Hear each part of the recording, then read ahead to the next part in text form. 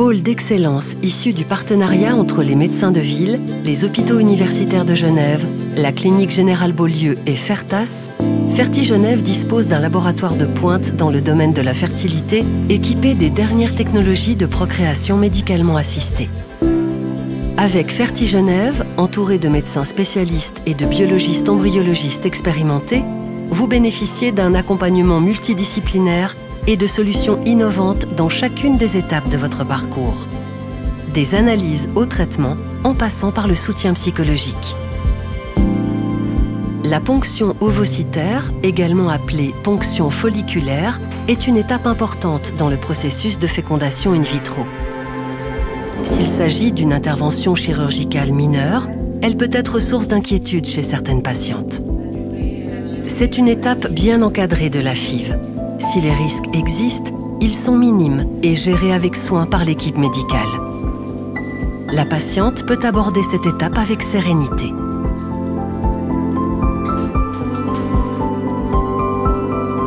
La ponction est réalisée sous anesthésie générale ou locale, avec ou sans sédation. L'intervention dure environ 20 minutes. Elle se pratique environ 35 heures après le déclenchement de l'ovulation.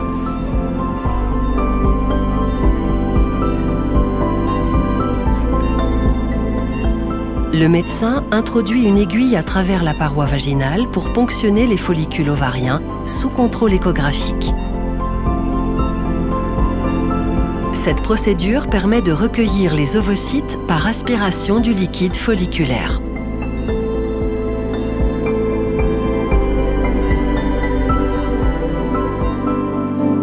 Le médecin prend soin de transporter soigneusement le liquide prélevé jusqu'au laboratoire, garantissant ainsi la continuité et la sécurité du processus.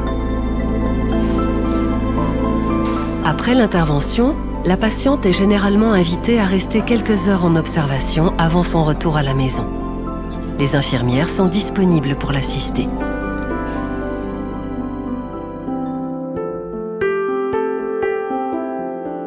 Si la ponction ovocytaire reste une intervention chirurgicale, les risques associés sont faibles. Pour la grande majorité des patientes, seules des douleurs abdominales légères à modérées peuvent être ressenties, et celles-ci se gèrent facilement avec des antalgiques. Les complications telles qu'infections ou saignements internes sont très peu fréquents, ne survenant que dans 0,01 à 0,1% des cas. Il est recommandé de ne pas travailler le jour de la ponction, mais il est possible de reprendre le travail et les activités habituelles dès le lendemain ou dans les 48 heures si la patiente se sent prête.